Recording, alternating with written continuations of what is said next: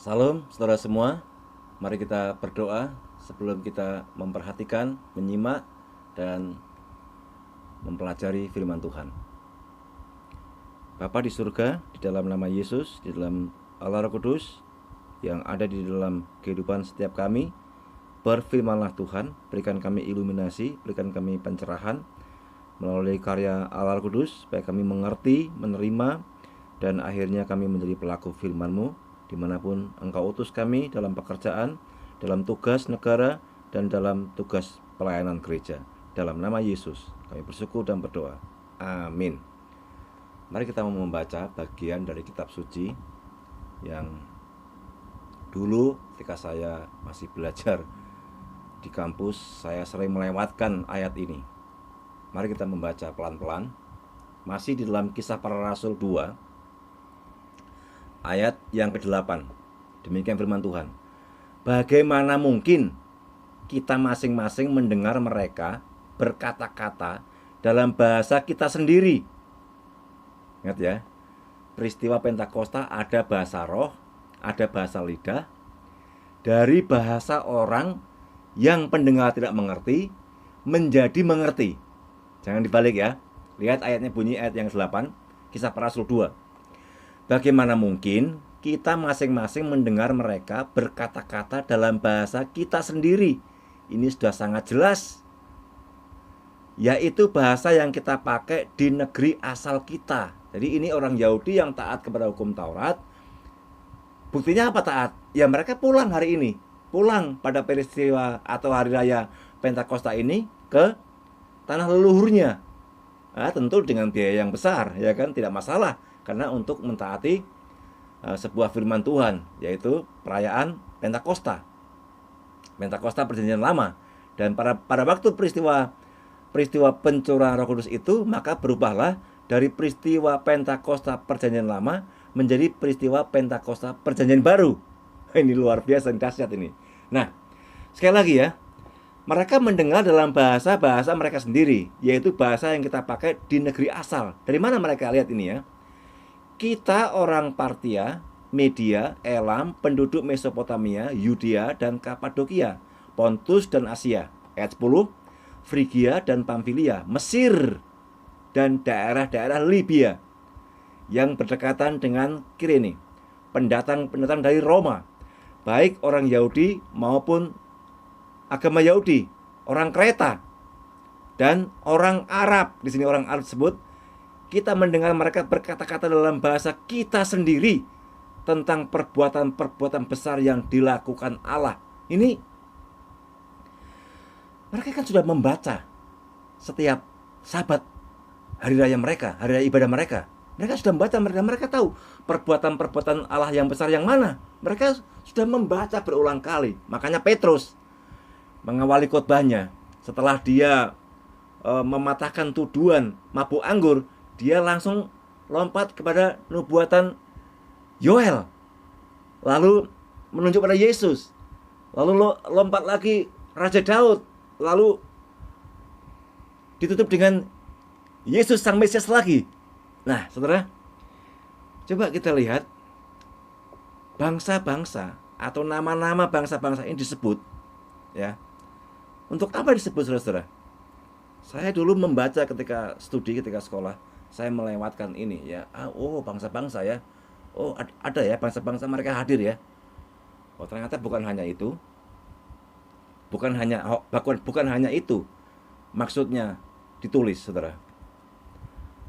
Ayat-ayat ini ditulis, bangsa-bangsa ini ditulis. Ini mau mengatakan bahwa berkat ini, berkat pencurahan Roh Kudus ini, kabar baik ini, itu adalah berkat luar biasa bagi bangsa-bangsa. Sudah sebuah kepastian, sebuah keniscayaan. Pencurahan Roh Kudus adalah berkat bagi bangsa-bangsa. 15 bangsa itu, mungkin lebih yang nggak tertulis di sini. Berkat untuk bangsa-bangsa itu, mereka menerima berkat dari Tuhan. Jelas. Karena apa? Dari mereka tidak mengerti bahasa itu, Roh Kudus mentranslate, menerjemahkan, sehingga mereka mengerti khotbah Petrus dan murid-murid yang lain. dari bahasa Ibrani atau bahasa Aramik, bahasa Aram, yang merupakan varian bahasa Ibrani yang bisa dipakai bergantian antara bahasa Ibrani dan bahasa Aram pada waktu itu. Jadi ini berkat bagi bangsa-bangsa, dan bangsa-bangsa diwakili oleh 15 suku bangsa itu. Jelas ini berkat, saudara. Ini berkat. Ini berkat yang luar biasa, berkat rohani yang luar biasa. Mereka mengerti akhirnya khotbah itu. Mereka mengerti bahwa peristiwa bunyi tiupan angin keras, lidah-lidah seperti nyala api, dan seterusnya, itu telah tertulis. Dan mereka menjadi mengerti, dijelaskan oleh Petrus dan para murid yang lain. Khotbahnya itu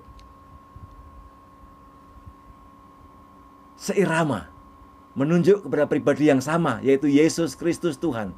Tidak ada yang berbeda, tidak ada yang bertentangan dari semua pengajaran para murid itu. Dan tidak ada yang bertengkar dari para murid itu. Semua mengajar dan menyaksikan hal yang sama. Kalau Petrus ngomong, yang lain mengaminkan. Kalau yang lain mungkin pidato atau khotbah, Petrus dan yang lainnya mengaminkan, betul. Saudara, ketika Petrus khotbah berapi-api, mengutip dari kitab Yoel, mengutip dari Mazmur Daud, semua mengaminkan. Tidak ada yang menentang, tidak ada yang menjegal, tidak ada yang nyinyir, semua mengaminkan. Saudara, sekali lagi, peristiwa ini berkat bagi bangsa-bangsa, berkat rohani bagi bangsa-bangsa. Roh Kudus dicurahkan, firman Tuhan disampaikan untuk bangsa-bangsa. Anugerah mutlak Tuhan disampaikan, diterima untuk bangsa-bangsa. Tetapi saudara, tahukah saudara bahwa mungkin saja ini adalah malapetaka bagi bangsa Yahudi? Mengapa saudara? Ingat, sejak semula ketika Yesus mengajar, Yesus diejek, Yesus ditolak. Padahal Yesus, pribadinya, kedatangannya, karyanya, kematiannya, semua sudah tertulis di dalam kitab suci, dan mereka membaca nubuatan-nubuatan itu. Ingat ejekan-ejekan mereka, menyebut sebagai orang Galilea, menyebut keturunan orang Sundal, perempuan Sundal, tukang kayu dan sebagainya, dari Galilea dan seterusnya. Ini ejekan-ejekan. Dan mereka menolak, mereka tidak mempercayai pengajaran Yesus. Padahal Yesus dan pengajarannya tidak pernah bertentangan dengan hukum Taurat yang selama ini mereka pelajari, yang selama ini mereka tekuni, yang selama ini mereka taati.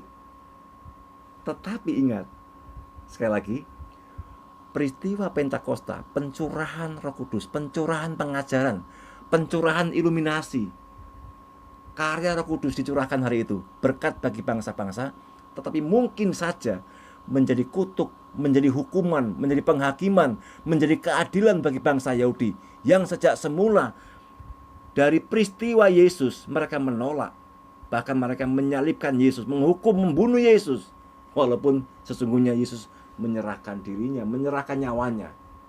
Karena tanpa Yesus menyerahkan nyawanya, siapa yang bisa merampas nyawa Tuhan? Tidak mungkin. Saudara, pernahkah saudara berpikir demikian? Bangsa Yahudi secara bangsa dijanjikan akan menjadi ahli waris surgawi. Tidak ada nabi yang muncul di luar bangsa Yahudi, tidak ada. Semua muncul di sana. Pengajar-pengajar hebat, rabi-rabi, profesor-profesor hukum Taurat, semua dari sana. Tetapi sekarang lihat, bangsa-bangsa itu dihadirkan di dalam peristiwa Pentakosta.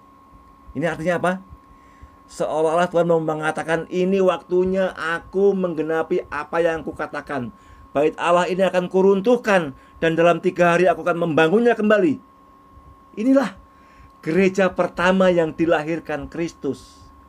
Gereja yang kudus dan am, menunjuk kepada pembangunan gereja secara rohani, bukan gereja secara bangsa, yaitu bangsa Yahudi, bukan lagi. Sekarang menunjuk kepada bangsa yang kudus dan am, gereja yang kudus dan am, umat Allah yang kudus dan am, yang diambil dari semua suku bangsa, yang percaya kepada pemberitaan dari perjanjian lama sampai perjanjian baru, sampai Yesus Kristus dan nubuatan tentang kedatangan Yesus Kristus. Saudara, bangsa Yahudi secara fisik digeser posisinya, digeser fungsinya, digeser kedudukannya oleh Tuhan dan digantikan oleh bangsa-bangsa lain yang percaya, yang mentaati pengajaran ini. Saudara, jika gereja saudara tidak mempercayai ini, jika gereja saudara mengambil, mengajarkan, memberitakan firman Tuhan dengan pilih kasih, dengan diskriminasi, maka mungkin saja gereja saudara akan digeser oleh gereja baru. Gereja-gereja lama di negeri ini yang mulai tidur-tidur, yang mulai malas-malas, yang mulai hanya menghakimi gereja-gereja baru, mungkin akan digeser fungsi saudara, mungkin akan digeser kekayaan saudara, dipindahkan kepada gereja baru, gereja yang mentaati firman Tuhan, yaitu bangsa-bangsa lain. Dan di tengah-tengah bangsa-bangsa itu ada umat Tuhan yang baru dilahirbarukan. Saudara, pernahkah saudara menyadari ini? Bangsa Israel digeser posisinya. Dan inilah waktunya Tuhan mendirikan gereja baru yang dijanjikan. Dia akan meruntuhkan yang lama, bait Allah yang lama, dan membangun dalam 3 hari gereja yang kudus dan am. Apakah berkatnya untuk kita? Apakah implementasinya untuk kita? Jika kita malas-malas, jika kita hanya mendengar, hanya duduk, datang, ya, dengar dan tidak menjadi pelaku firman, lalu mengumpulkan kekayaan pribadi, ya, tidak peduli ada hamba Tuhan yang terseok-seok perjalanannya, pelayanannya, keluarganya, dalam pemberitaan firman kita tidak mendukung, posisi kita sebagai ahli waris akan digeser, dipindahkan kepada orang lain. Kekayaan saudara mungkin akan digeser, kekayaan rohani terutama akan dipindahkan kepada orang lain yang lebih taat, yang lebih setia, yang lebih banyak berkorban, yang lebih banyak bersaksi, yang lebih banyak mengajar, yang lebih banyak memberitakan kabar baik, yang lebih banyak mengorbankan harta dan bendanya, emasnya, uangnya untuk pekerjaan pelayanan. Saudara, mari kita kembali kepada panggilan. Siapa yang diberi banyak, dituntut lebih banyak. Kalau saudara diberi banyak bakat, diberi banyak talenta, saudara juga diminta Tuhan mempertanggungjawabkan lebih banyak. Kalau saudara multi talent, kalau saudara banyak karunia, bisa khotbah, bisa nyanyi, bisa bisnis, kekayaannya banyak, saudara diminta lebih banyak, dituntut oleh Tuhan lebih banyak untuk memberi, untuk berkorban, bukan berhitung dalam pelayanan. Oh, memang kita harus berhikmat dalam memberi. Jangan sampai kita memberi dan orang menipu kita. Tetapi ingat, peristiwa Pentakosta ini berkat bagi bangsa-bangsa, tetapi ini mungkin penghakiman, pengadilan, dan pemindahan berkat dari bangsa Yahudi kepada bangsa lain. Mengapa? Karena bangsa Yahudi, bangsa yang tidak percaya, tegar tengkuk, keras kepala, kepala batu, dan tidak menerima pengajaran ini. Bahkan Yesus pun lihat ditolak. Padahal peristiwa Yesus dan semua peristiwa tentang Yesus sudah dinubuatkan para nabi yang mengajar mereka. Nah, sekarang di dalam gereja Kristus, apa yang terjadi? Tengok di dalam kehidupan saudara, telitilah, simaklah di dalam kehidupan saudara, di dalam gereja saudara. Apakah keluarga saudara menjadi pelaku firman? Orang yang berkorban banyak untuk pekerjaan Tuhan, orang yang berkorban banyak untuk pelayanan, orang yang mendukung banyak untuk para hamba Tuhan yang bekerja keras, bukan mendukung banyak, bukan memberi persembahan banyak untuk hamba Tuhan yang hanya hura-hura, hanya hidup mewah-mewah, hanya untuk belanja ke sana kemari, untuk kemewahannya, untuk kesukaannya, untuk hobinya, bukan. Tapi dukunglah hamba Tuhan yang bekerja keras dengan gigih dalam pemberitaan dan kesaksian firman Tuhan. Mari kita berdoa, saudara-saudara. Bapa di surga, peristiwa Pentakosta adalah berkat bagi bangsa-bangsa. Karena janji Tuhan, firman Tuhan dicurahkan, diberitakan kepada banyak bangsa.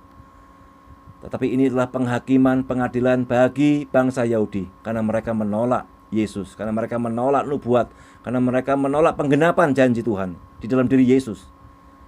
Dan secara bangsa, secara fisik, mereka, kedudukan mereka digeser kepada bangsa lain secara rohani, kepada umat lain secara rohani, kepada gereja baru, gereja kudus yang dijanjikan dan didirikan oleh Kristus.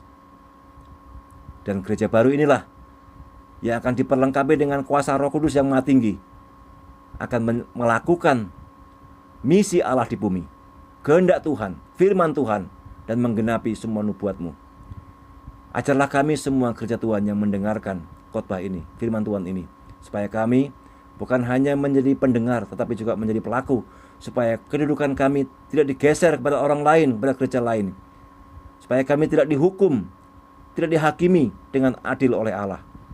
Tuhan, pimpinlah kami, sertailah kami sampai akhir sesuai dengan janji-Mu dalam kami menjalankan tugas kami sebagai saksi, yaitu tugas-Mu yang Engkau berikan kepada kami. Karena Engkau berjanji akan menyertai kami senantiasa sampai kepada akhir zaman. Di dalam nama Yesus kami bersyukur dan berdoa. Haleluya. Amin. Tuhan memberkati saudara sekalian. Salam.